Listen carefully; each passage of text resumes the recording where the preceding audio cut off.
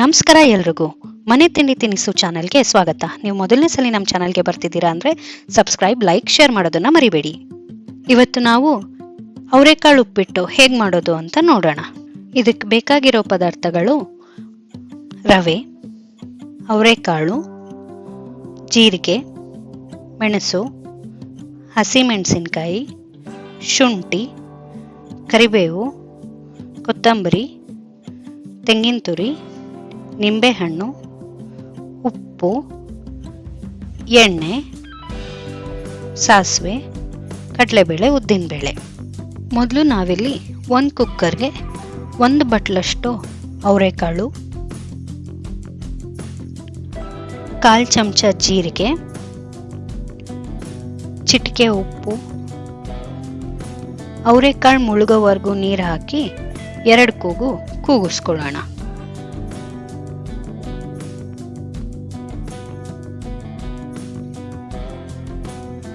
ಈಗ ಬಾಣಲೆಗೆ 1 ಕಪ್ಪಷ್ಟು ರವೆ ಹಾಕೊಂಡು ಸಣ್ಣ ಉರಿನಲ್ಲಿ ಕೆಂಪಗೆ ಹುರ್ಕೊಳ್ಳೋಣ.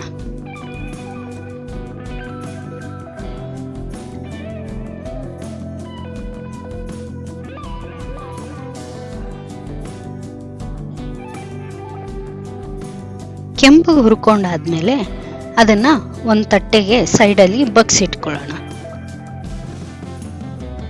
ಈಗ ಒಂದು ಕುಟಾಣಿಗೆ 1/2 ಚಮಚದಷ್ಟು ಕಾಳುಮೆಣಸು, 1/2 ಚಮಚದಷ್ಟು ಜೀರಿಗೆ ಹಾಕೊಂಡು ತರ್ತರಿಯಾಗಿ ಕುಟ್ಕೊಳ್ಳೋಣ.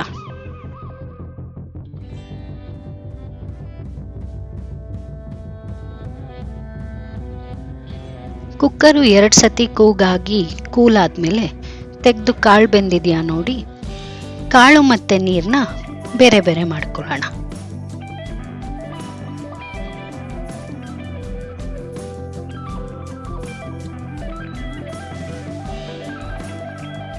ಈ ಕಾಳು ಬೆಂದಿರೋ ನೀರನ್ನ ಇಟ್ಕೊಳ್ಳಿ, ಚೆಲ್ಬೇಡಿ. ಈಗ ಬಾಣಲೆಗೆ 4 ರಿಂದ 5 ಚಮಚ ಎಣ್ಣೆ ಹಾಕ್ಕೊಂಡು ಕಾಯಕ್ಬಿಡಿ. ಇದಕ್ಕೆ ಸ್ವಲ್ಪ ಎಣ್ಣೆ ಮುಂದಿರಬೇಕು, ಆಗ ಟೇಸ್ಟ್ ಚೆನ್ನಾಗಿರುತ್ತೆ. ಎಣ್ಣೆ ಕಾದ್ಮೇಲೆ ಅದಕ್ಕೆ 1/4 ಚಮಚ ಸಾಸಿವೆ ಹಾಕಿ ಚಿಟ್ಕುಟ್ಟಿದ್ಮೇಲೆ ಕುಟ್ಟಿಟ್ಕೊಂಡಿರೋ ಮೆಣಸು ಜೀರಿಗೆ ಪುಡಿ ಹಾಕಿ ಒಂದ್ಸತಿ ಮಿಕ್ಸ್ ಮಾಡ್ಕೊಳ್ಳಿ. ಅದಕ್ಕೆ ಈಗ 1 ಚಮಚದಷ್ಟು ಕಡಲೆಬೇಳೆ, ಉದ್ದಿನಬೇಳೆ ಹಾಕ್ಕೊಂಡು ಕೆಂಪಗಾಗೋವರೆಗೂ ಹುರಿಯಿರಿ. ಕಡಲೆಬೇಳೆ, ಉದ್ದಿನಬೇಳೆ ಕೆಂಪಗಾದ್ಮೇಲೆ ಸೀಳಿಟ್ಕೊಂಡಿರೋ ಹಸಿಮೆಣಸಿನಕಾಯಿ, ಕರಿಬೇವು ಮತ್ತು ಸಣ್ಣಕ್ಕೆ ಹೆಚ್ಚಿಟ್ಕೊಂಡಿರೋ ಶುಂಠಿ ಹಾಕಿ ಹುರ್ಕೊಳ್ಳಿ.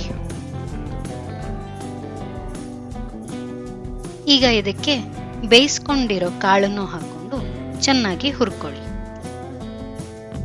ಇದು 2 ರಿಂದ 3 ನಿಮಿಷ ಸಣ್ಣ ಊರಿನಲ್ಲಿ ಹುರ್ಕೊಂಡಾದ್ಮೇಲೆ ಇದಕ್ಕೆ ನೀರು ಹಾಕ್ಕೋಬೇಕು. ಈಗ ನಾನಿಲ್ಲಿ 1 ಕಪ್ ರವೆ ತಗೊಂಡಿದ್ದೀನಿ, ಅದಕ್ಕೆ 2.5 ಕಪ್ಪಷ್ಟು ನೀರು ಹಾಕೋತಾ ಇದ್ದೀನಿ. ಈಗ ಇಲ್ಲಿ ಕಾಳು ಬೇಯಿಸಿರೋ ನೀರು ಜೊತೆಗೆ ಮಾಮೂಲಿ ನೀರು ಹಾಕೊಂಡು 2 ಸೇರಿ 2.5 ಕಪ್ ಹಾಕೋಬೇಕು. ನೀರು ಹಾಕೊಂಡಾದ್ಮೇಲೆ ಅದಕ್ಕೆ ರುಚಿಗೆ ತಕ್ಕಷ್ಟು ಉಪ್ಪು ಹಾಕೊಳ್ಳೋಣ. ತೆಂಗಿನ ತುರಿನಲ್ಲಿ 1/2 ಕಪ್ಪಷ್ಟು ತೆಂಗಿನ ತುರಿನೂ ಹಾಕೊಳ್ಳೋಣ. ಕೊತ್ತಂಬರಿನೂ 1 ಚಮಚದಷ್ಟು ಹಾಕೊಂಡು ನೀರು ಕುದಿಯೋಕ್ಕೆ ಬಿಡೋಣ.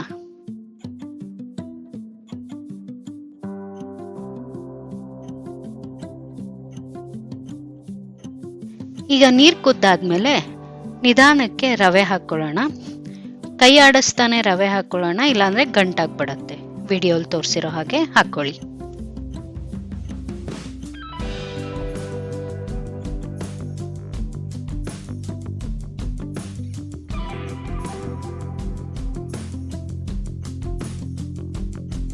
ರವೆ ಹಾಕಿದ್ಮೇಲೆ ಚೆನ್ನಾಗಿ ಮಿಕ್ಸ್ ಮಾಡಿ ಮುಚ್ಚಿಟ್ಟು 1-2 ನಿಮಿಷ ಬೇಯಕ್ಕೆ ಬಿಡಿ.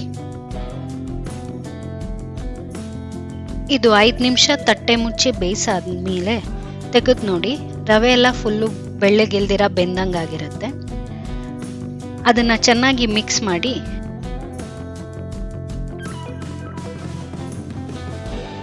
ಮಿಕ್ಕಿರೋ ತೆಂಗಿನ ತುರಿ, ಕೊತ್ತಂಬರಿ ಸೊಪ್ಪನ್ನು ಹಾಕಿ ಚೆನ್ನಾಗಿ ಕಲಸಿ.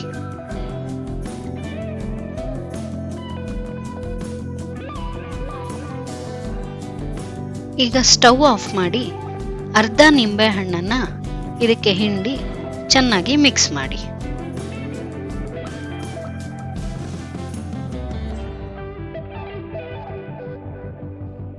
ಇದನ್ನು ಬಿಸಿಯಾಗಿ ತುಪ್ಪ ಹಾಕ್ಕೊಂಡು ಬೆಲ್ಲದ ಪುಡಿ ಮತ್ತು ಚಟ್ನಿ ಪುಡಿ ಜೊತೆ ತಿಂದರೆ ತುಂಬ ಚೆನ್ನಾಗಿರುತ್ತೆ.